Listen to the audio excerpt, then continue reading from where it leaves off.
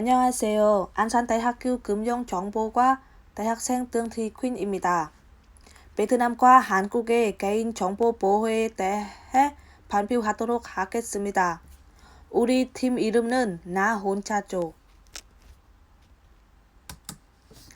팀 각오는 인사 잘하자, 지각하지 않기, 모든 일이 있는지 힘내자, 과제 열심히 풀자.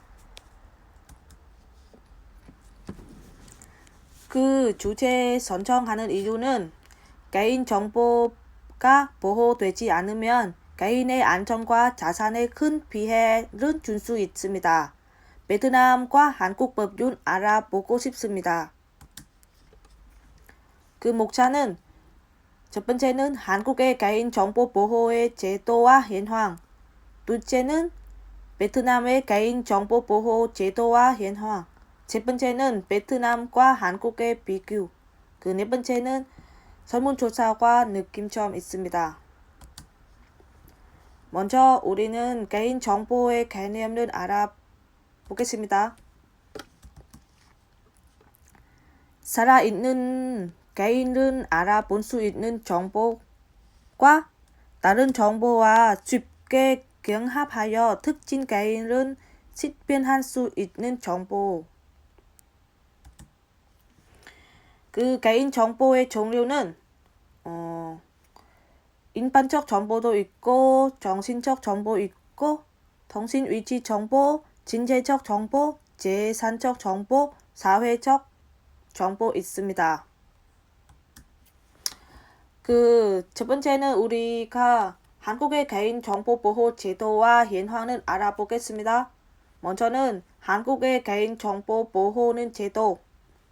그 정부는 1991년 5월 10일부터 행정기관들이 컴퓨터에 수록한 개개인에 대한 각종 자료가 자신들의 의사와는 달리 외부로 외출되는 것을 막는 것은 주 내용을 하는 개인정보보호 제도를 시행했습니다. 국무총리훈령으로 마련된 전산 처리되는 개인정보 보호를 위한 관리 지침입니다.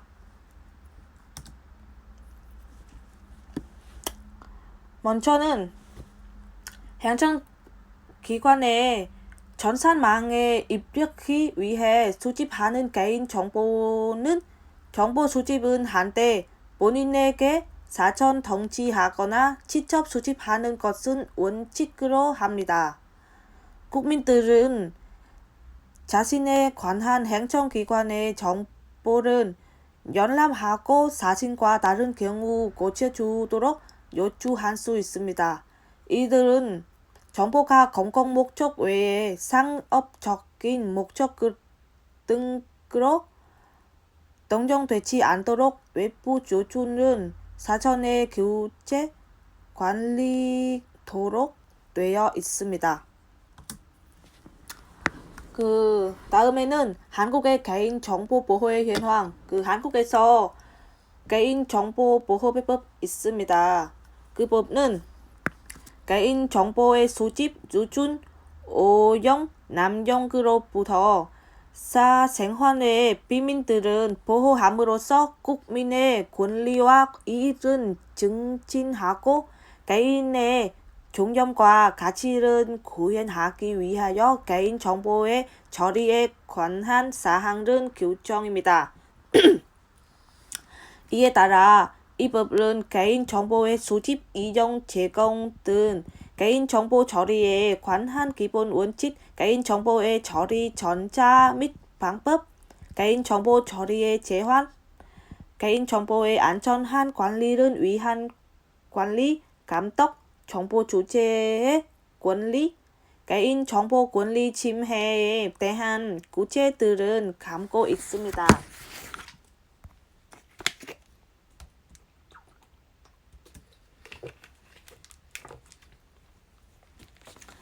두 번째는 개인정보보호 원칙 있습니다. 그 원칙들은 있습니다. 수집 제한의 원칙, 정보 정확성의 원칙, 목적 명시의 원칙, 이용 제한의 원칙, 안전성 확보의 원칙, 공개성의 원칙, 개인 잠가의 원칙, 책임의 원칙 있습니다.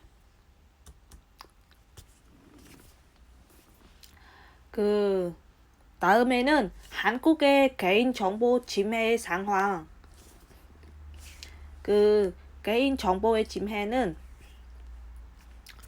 당사자의 동의 없이 개인정보가 수집, 이용되거나 제3자에게 전달되는 것을 말한다. 인터넷과 각종 정보 통신기기를 사용하는 생활이 보편화되면서 개인 정보가 유출된 위험 또한은 늘고 있습니다.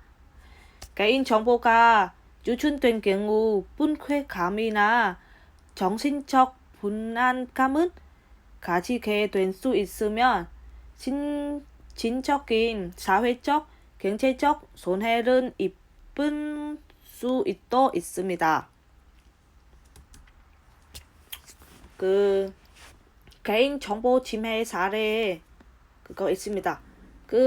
본인의 동의 없이 개인정보 수집을 하거나 정정 요구에 불응하는 내용은 네트워크 관리자의 허가를 받지 않고 공공기관이나 기업들은 컴퓨터에 침입하여 개인정보를 수집하거나 변경하는 행위, 인터넷에서 연결된 컴퓨터에 은밀하게 침입하여 개인정보를 수집하는 행위, 정보 주체의 동의가 없음, 개인정보를 수집하는 행위, 개인정보 수집 시 고지 또는 명시 의무를 이행하지 않는 행위, 정보는 주체의 동의, 전화, 열람 또는 정정 요구에 응하지 않는 행위, 원하지 않는 정보를 수신하게 하는 행위. 개인정보의 유출 및 제3자에게 제공하는 행위 있습니다. 행위는 고객에게 알리지 않고 고객의 개인정보를 다른 기업들에게 남겨주는 행위, 고지 명시한 법률은 넘어져서 개인정보를 이용하는 행위, 또 제3자에게 제공한 때 통지의 의무를 이행하지 않는 행위, 개인정보 취급자에 의한 누설 및 기술적, 관리적, 조리적 비밀로 인하여 개인정보를 누출하기 위해 행위 있습니다. 한국에서 개인정보 침해 상황 있습니다. 여기는 이렇게 보면 개인정보 침해 신고 상담 건수입니다. 이거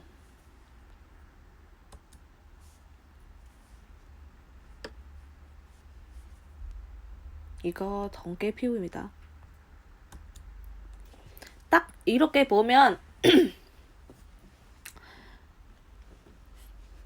10년 개인정보 침해 건수 총은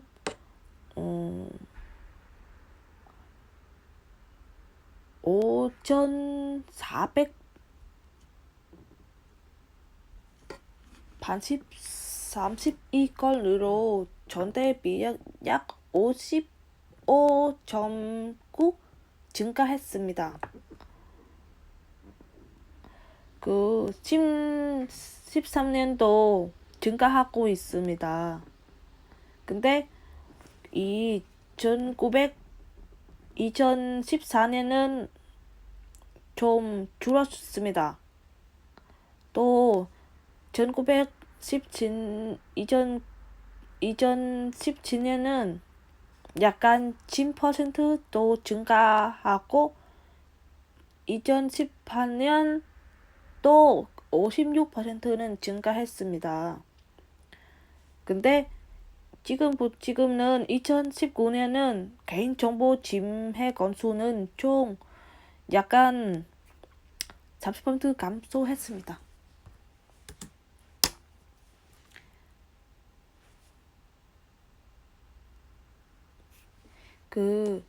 정보통신망법 적용법위 내에서는 주민등록번호 등 타인의 정보의 훼손, 침해, 도용에 관한 침해 신고가 가장 많았습니다.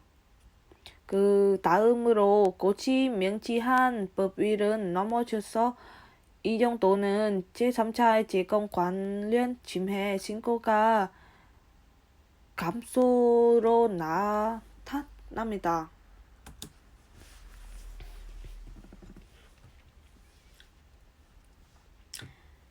네 번째는 한국의 개인정보 유준으로 인한 피해와 보호와 노력. 첫 번째는 개인정보 유준 피해 사례. 요즘은 휴대폰 소액 경제를 통한 폭탄 요금 있습니다.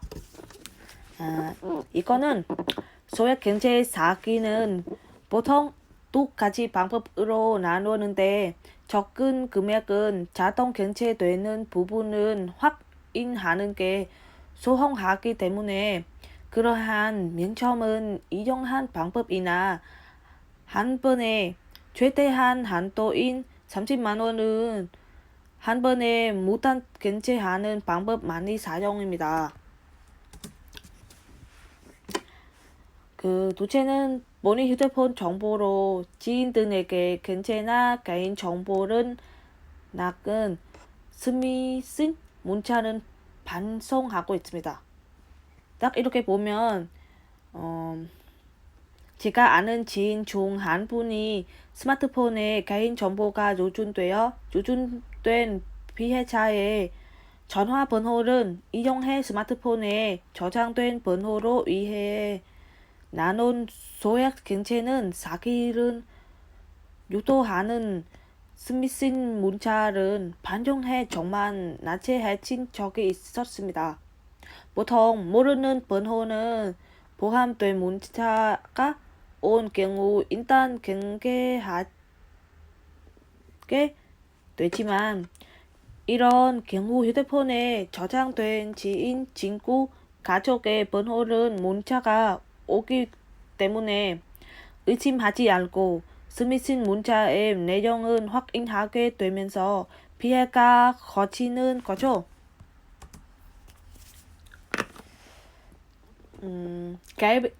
개인 정보 유준 후 개인이 할 수 있는 조치 방법이 있습니다. 휴대폰 번호는 먼저 변경해야 합니다. 왜냐하면 개인 정보가 유준되었다고 판단된 시 가장 먼저 해줘야 한 조치는 바로 휴대폰 전화번호는 변경해야 합니다. 주민번호 수집이 금지되면서 본인 명의의 휴대번호로 본인 인증을 하는 경우 많아지면서 지금은 휴대폰 번호 또는 중요한 개인 정보에 들어갑니다. 그래서 일단 사용 중인 휴대폰 번호와 이메일 비번은 바꾸지 하게 좋습니다. 본인 인증 수단에 사용된 수 있는 정보를 미리 바꿔놓고 예방하는 거죠. 그리고 혹시라도 인터넷 뱅킹 같은 인터넷 결제 시스템은 사용 중이라면 결제된 ID나 이메일 등도 변경하셔야 합니다. 소액 결제 및 자동 결제도 이용할수 있습니다. 각 통신사 별로 고객센터를 통해 소액 결제와 자동 결제되는 부분은 한도 조정하거나 이용 정지는 할 수 있으니 조정하시기 바랍니다.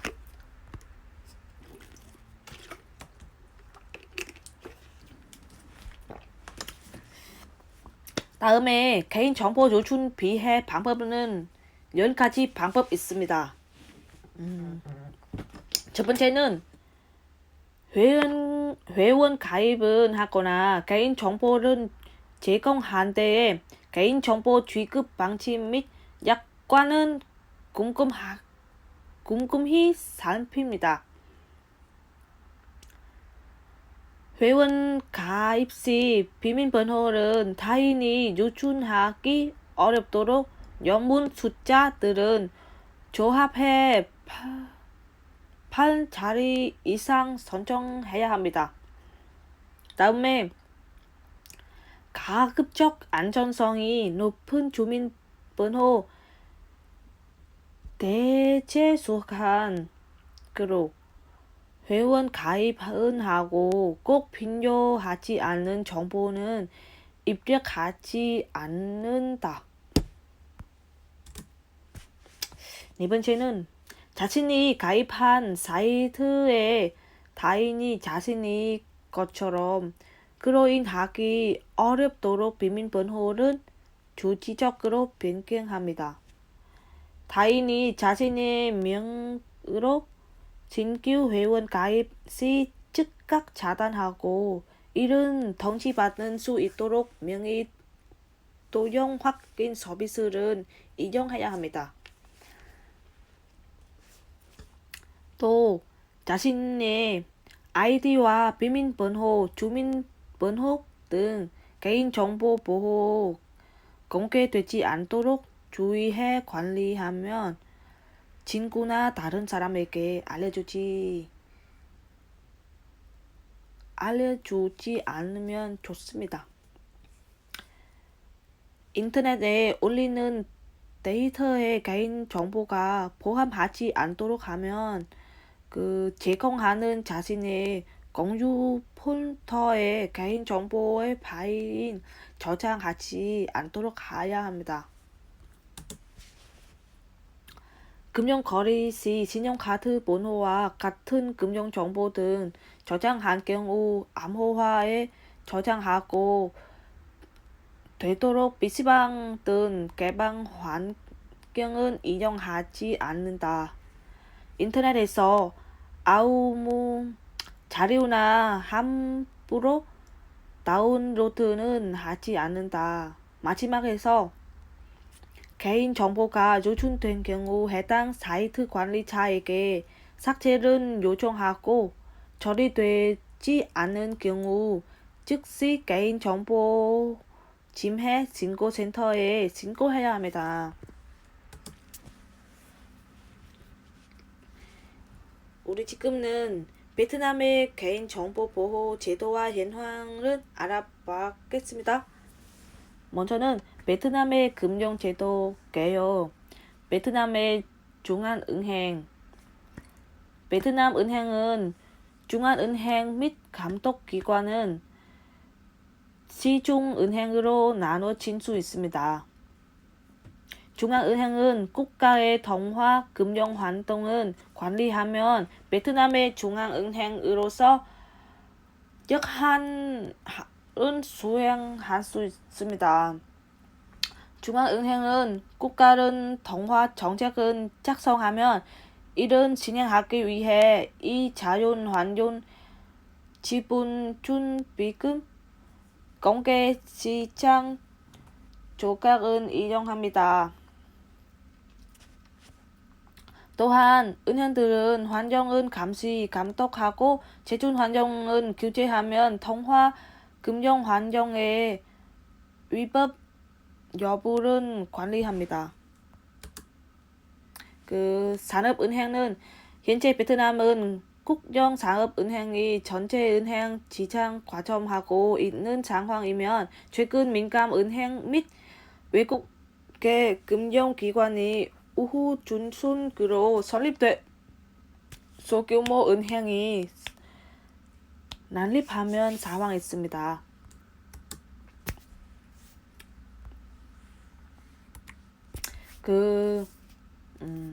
또한 다국적 금융기관은 전국의 지점은 확대한 계획으로 향후 지점한 시장 경쟁 인수 합병은 더한 은행 사업 구조 조정 또한 전망되고 있습니다.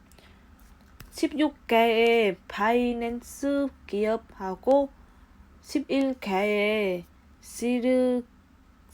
리스 기업, 4개의 마이크로파이낸스 기업들이 있습니다. 이거는 국영은행도 있고 민영산업은행도 있고 한국은행도 있고 100%는 외국 다독법인 외국은행 지점, 외국은행 사소. 이거는 베트남 은행 계좌에 있습니다. 국영은행도 아리벤, việt-công-banh 등등등 있습니다.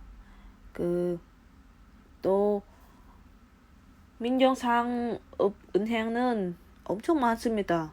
việt-công-banh, sài-gòn-banh, 아시안커머뱅도 있습니다. 이거 중요해요.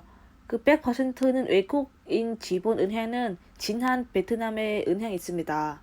요즘은 우리 은행도 있고 외국은행 지점은 기업은행 호치민 지점, 국민은행 호치민 지점 등 기타 외국계 은행 지점. 외국은행 사무소는 산업은행 호치민 사무소, 대구은행, 부산은행 있습니다.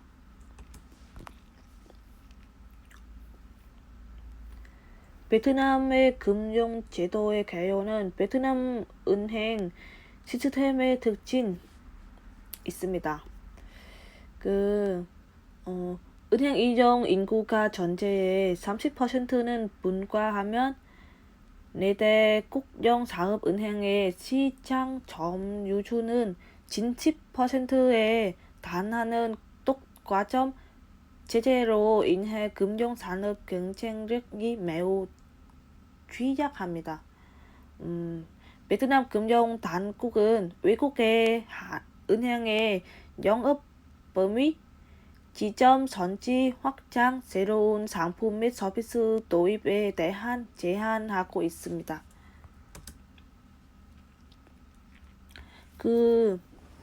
한국에서 개인정보보호법 있고, 근데 베트남에서 소비자 관리보호법은 알아보겠습니다.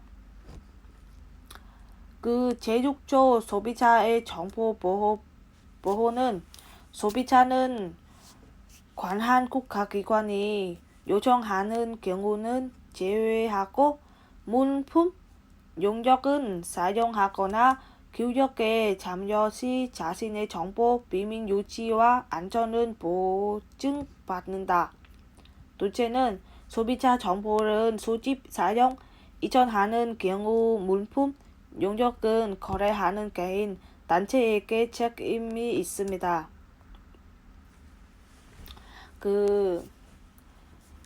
소비자 정보를 수집, 사용, 이전하는 경우 물품, 용역은 거래하는 개인, 단체의 책임이 있다. 이거 먼저는 소비자 정보를 수집 및 사용하는 활동은 목적에 관하여 소비자에게 미리 공개하고 명확히 통보한다. 소비자에게 통보한 목적에 부합하도록 정보를 사용하고 소비자의 동의 얻어야 합니다.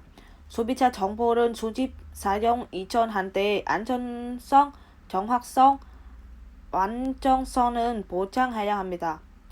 정보가 정확하지 않으면 발견했을 때 소비자가 정보를 스스로 수정하도록 하거나 수정한 방법은 제공해야 합니다. 법률에서 달리 규정하는 경우는 제외하고 소비자의 등이 있는 경우에만 제3자에게 소비자 정보는 이전됩니다. 이거 베트남 정보보호의 현황은 베트남의 개인정보보호법이 존재하기 있지 않고 그 사이버 정보보안법은 있습니다. 또 사이버 보안법도 있고 개인정보보호 관련 항목을 규정하고 있습니다. 사이버 정보보안법은 2015년 11월 10일부터 베트남 의회를 통하여 2016년 반영되었습니다. 그러나 해당 법률은 개인정보보호 규정하는 일반법으로 평가하기에 그 적용법이나 구성에 있어 한계가 있습니다. 이 법도 개인정보에 관한 일부 조항은 포함하고 있거나 법의 목적 및 개인정보 관련 조항, 성격 등의 비추 개인정보 보호를 전담하는 법이라고 보기 어렵습니다. 이 법률은 2019년 1월에 반영되었습니다. 먼저는 우리 사이버 정보보안법을 알아보겠습니다.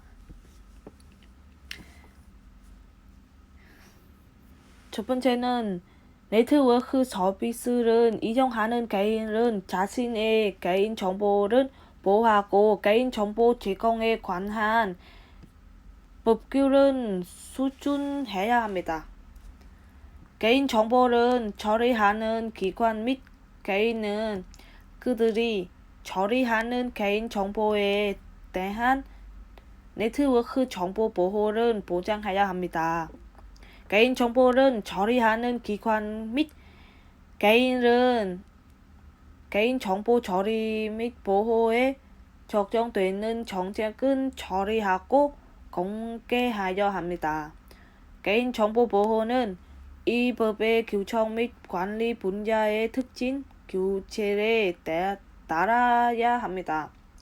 국방, 보안, 사회 진서 및 보안 목적 또는 비상업적 목적의 개인정보 처리는 관계법률의 규정을 준수해야 합니다.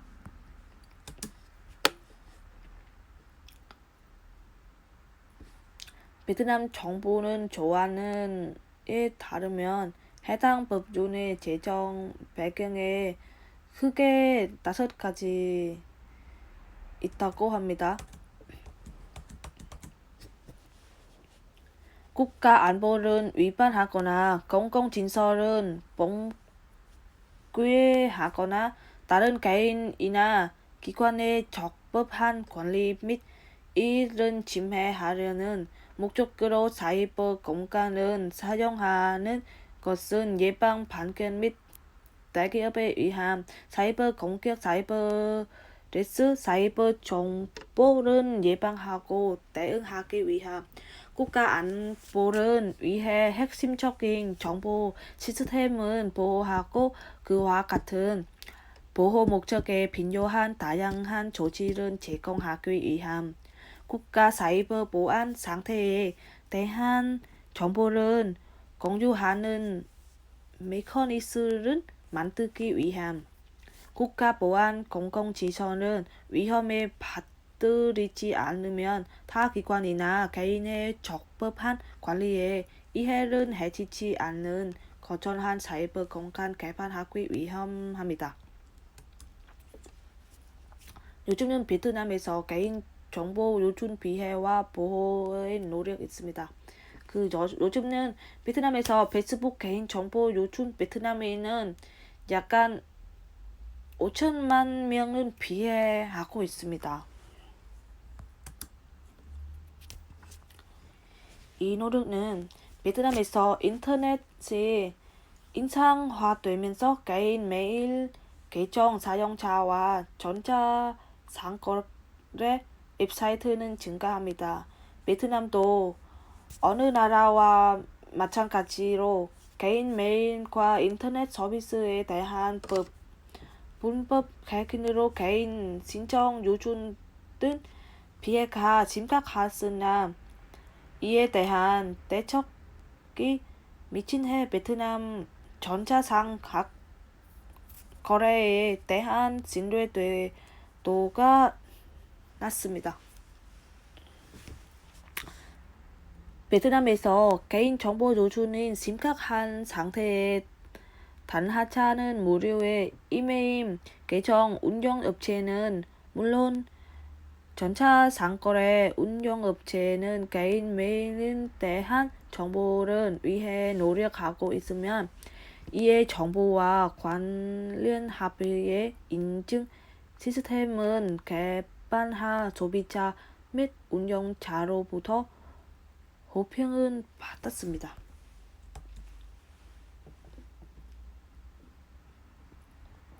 그 생활 속의 개인정보 보호는 언제나 의심스러운 메일은 조심하세요. 고용 컴퓨터는 자동 시신 전해 주세요. 새로운 사이트 회원 가입은 주의 주세요.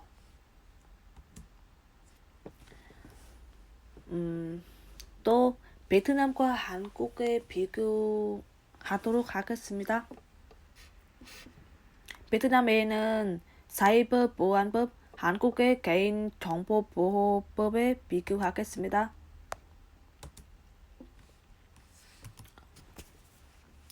먼저는 행정법인과 적용의 법의 베트남에 인정한 유형의 사이버 공간 서비스 제공자는 베트남에 반드시 지점 내지 대리인은 설립해야 합니다. 한국의 개인정보 처리자가 반드시 대한민국역 내에 존재한 것은 요구하는 규정은 존재하지 않습니다. 단 정보통신망법은 국내 대리인 제도은 도입하여 베트남 법제와 유사한 측면이 있습니다. 적용 범위는 베트남 국가안보의 보호 및 사이버 공간에서의 사회 질서와 안전의 확보를 위한 활동 그리고 이와 관련된 개인, 기념, 정부 부서 등의 책임에 적용됩니다. 한국에서는 개인정보 처리자의 개인정보의 수집, 이용, 저장, 제공 등 개인정보의 처리에 대한 적용됩니다. 그 개인정보 처리자란 업무는 목적으로 개인정보 파일을 운영하기 위하여 스스로 또는 다른 사람을 통하여 개인정보를 처리하는 공공기관, 법인, 단체 및 개인들은 의미하기 때문에 인적 적용 법위에 있는 베트남의 법제와 큰 차이는 보이지 않습니다. 개인정보보호 책임자와 데이터의 국지 베트남에서 개인정보보호 책임자 임명, 지명에 관한 법 규정이 존재하지 않습니다. 근데 한국에서는 개인정보 처리자는 개인정보의 처리에 관한 업무를 총괄해서 책임진 개인정보 보호 책임자를 지정해야 합니다.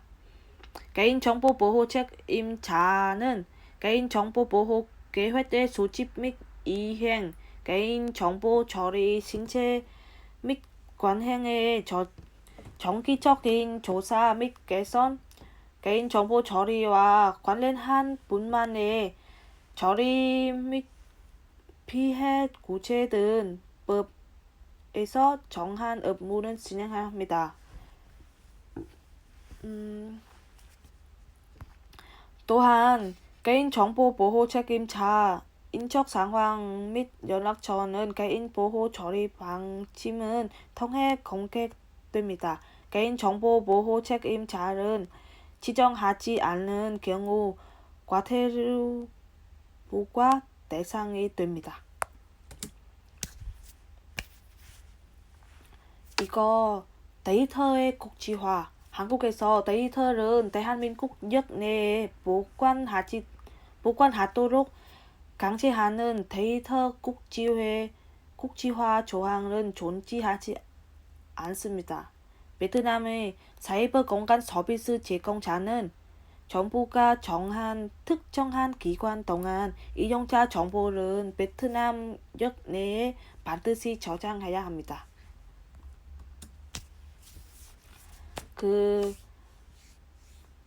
개인정보 수집과 해외 전송은 먼저는 개인정보의 수집. 베트남에서 정보 주체가 개인정보 수집에 동의한 후에 수집이 가능합니다. 근데 한국에서 정보 주체와 동의를 받는 경우 개인정보를 수집할 수 있으면 그 수집 목적은 법위에서 이용할 수 있습니다. 개인정보 수집에 따른 통지 상황은 그렇게 있습니다. 또 개인정보 해외 전송은 베트남의 개인정보의 국외로 전송하는 것은 관련한 정부 당국 승인을 획득하거나 관련한 사실은 사전에 통지하도록 요구하는 법규는 존재 않습니다. 한국에서 개인정보 처리자가 개인정보를 국외의 제3자에게 제공한 데에는 인정한 사항은 정보 주체에게 알리고 동의를 받아야 하면 개인정보보호법은 위반하는 내용은 개인정보의 국외 이전에 관한 계약을 재개하는 것은 금지합니다. 개인정보 침해 사고의 증거. 베트남에서 정보 시스템의 공격은 받아 소비자 정보의 손실은 발생할 수 있는 경우 정보를 보관하고 있는 기관은 그 사실을 인지한 시점에 24시간 이내에 반드시 관계 당국에 이른 통지해야 합니다. 한국에는 개인정보 처리자는 대통령으로 정한 규모 이상의 개인정보가 유출될 경우는 행정안 정부 장관 또는 대통령령으로 정하는 전문기관에 신고해야 합니다.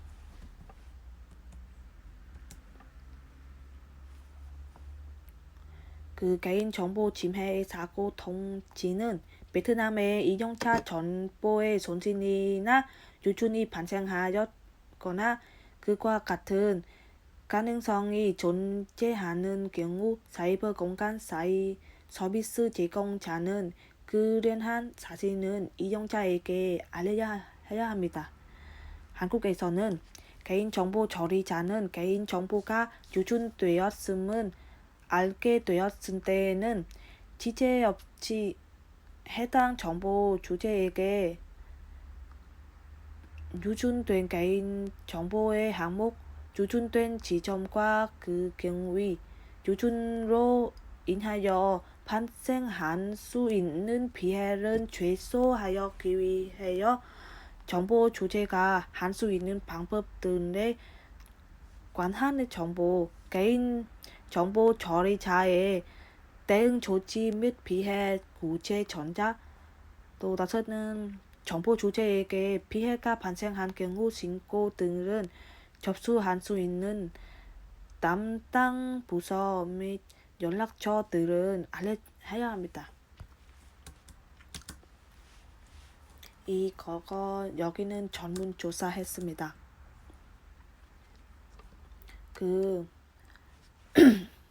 저는 인터넷으로 전문조사했습니다.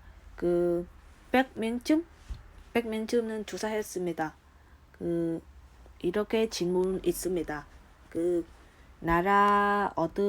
어느 나라하고 귀하의 선배는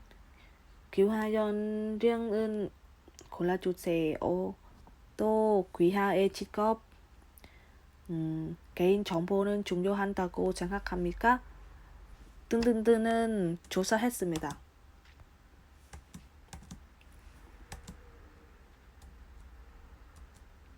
약간 20 질문 했습니다. 그리고 이렇게 결과 나왔습니다.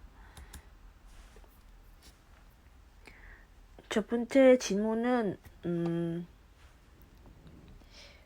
내 아는 사람은 다 베트남 사람이니까 그 답장은 하는 사람들은 다 그 13.8%는 베트남 사람이고 16.2%는 한국 사람입니다.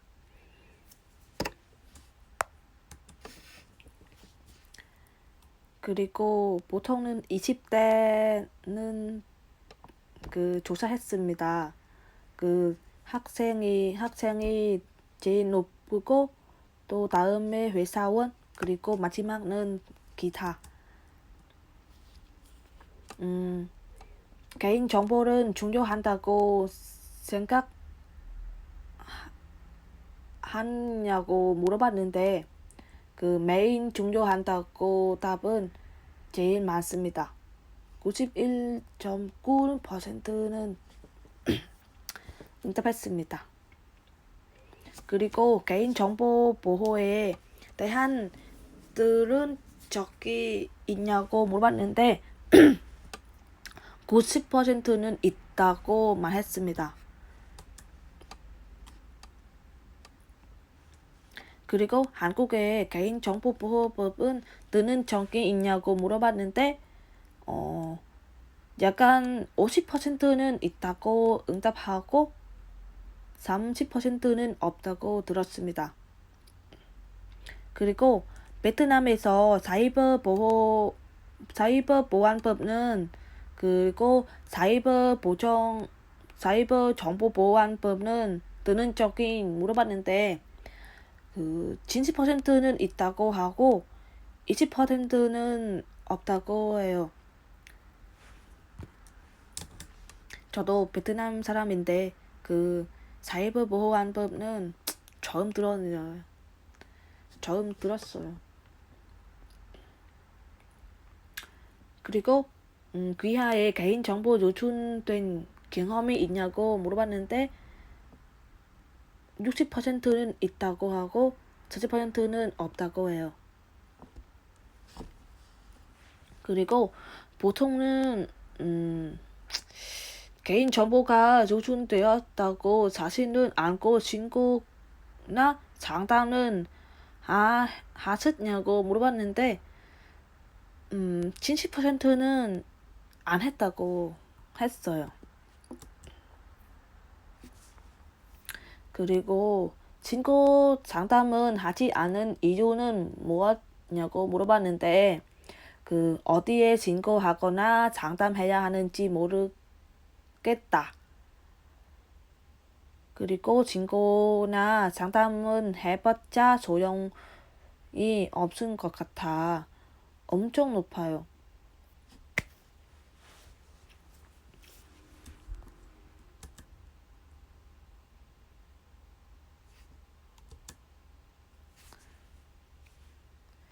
그리고 이거 15 질문은 좀 재미있습니다. 비밀번호는 변경을 하지 않으면 어떤 피해가 발생할 것이라고 생각하냐고 물어봤는데 이렇게 대답은 있습니다. 베트남만도 하고 한국만도 있죠. 여기는 한국만은 자산은 비해하고 자기 정보가 노출할 수 있다고 합니다. 그리고 사생활은 침해하고 개인 정보 보존 유존도 할 수 있어요. 어차피 해킹되려면 다 된 것이다. 그리고 있고 베트남만 또 있어요. mất tài khoản bị ăn cắp mật khẩu, bị hết tài khoản cá nhân, quên, tô bị đánh cắp tài khoản và thông tin cá nhân để sử dụng cho mục đích bất hợp pháp.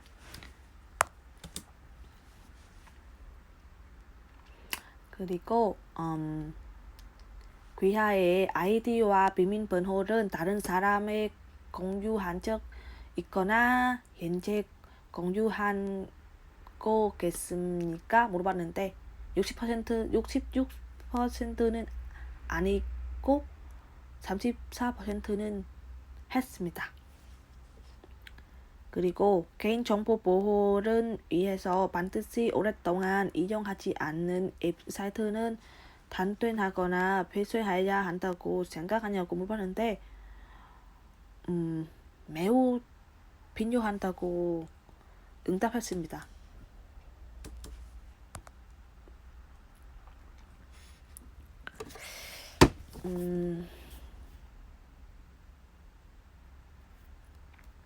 그 페이스북에서 블로그, 카페 등 인터넷 공간에 직접 올린 귀하의 개인정보들 중에서 더 이상 필요 없다고 생각한 경우는 삭제해야 한다고 생각하냐고 물어봤는데 매우 그렇게 52%는 낮다고 보통은 32% 그렇지 않는 15%는 나타났습니다.